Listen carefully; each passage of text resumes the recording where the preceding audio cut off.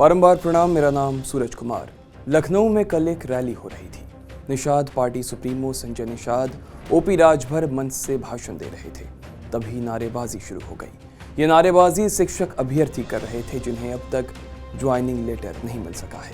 Rally में 69,000 शिक्षक भर्ती के अभ्यर्थियों ने जमकर हंगामा किया और प्रदर्शन भी। स्थिति बिगड़ती देख मंच से लगातार ये आश्वासन देते रहे कि सरकार आपकी मांगों को सुन रही है और वो सुनेंगे, लेकिन अभ्यर्थियों को ये आश्वासन नागवार गुजरा। रैली को विशाल बनाने के लिए निषाद पार्टी ने 2 लाख भीड़ जुटाने का दावा किया था। सारी ताकतें झोंक दी गई, लेकिन संजय निषाद ऐसा करने में फेल हो गए। मंच के सामने के ब्लॉक और पूरे मैदान में कुर्सियां खाली पड़ी रही।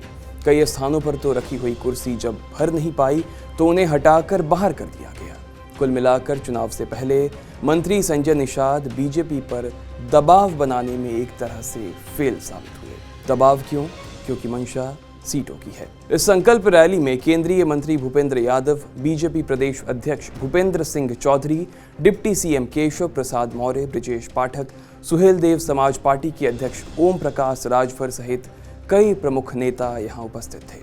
रैली में केंद्रीय मंत्री भूपेंद्र यादव ने कहा कि भगवान राम के वनवासी जीवन के समय निषाद राज ने ही मदद की थी। हम बीजेपी सरकार निषाद समाज की समस्याओं को दूर करने का काम करेंगे।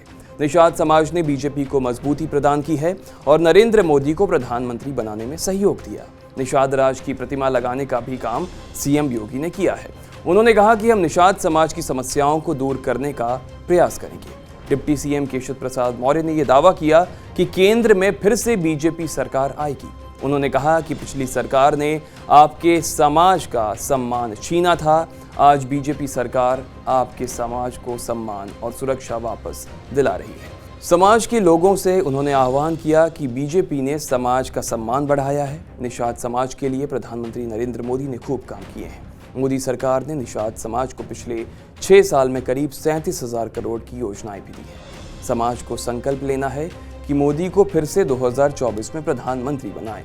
सुहेलदेव भारतीय समाज पार्टी के अध्यक्ष ओम प्रकाश राजभर का भी यही सुर था, लेकिन अभ्यर्थियों की भीड़ के आगे ये सारी आवाजें दबी मालूम पड़ी। सारे दावे क्षणिक हो गए। करीब 2 बरस से आरक्षित 6800 शिक्षक अभ्यर्थी अब भी अपनी बहाली के इंतजार में है, जिसका रोष रैली में कल दिखा। रैली में उनकी आवाज दबाने की कोशिश की गई, लेकिन रैली के अंत तक वो वहां डटे रहे।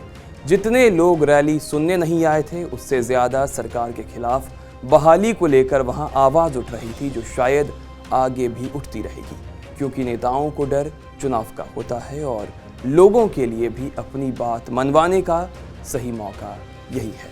उत्तर प्रदेश उत्तराखंड की खबरों को जानने के लिए देखते रहिए TV9 उत्तर प्रदेश उत्तराखंड।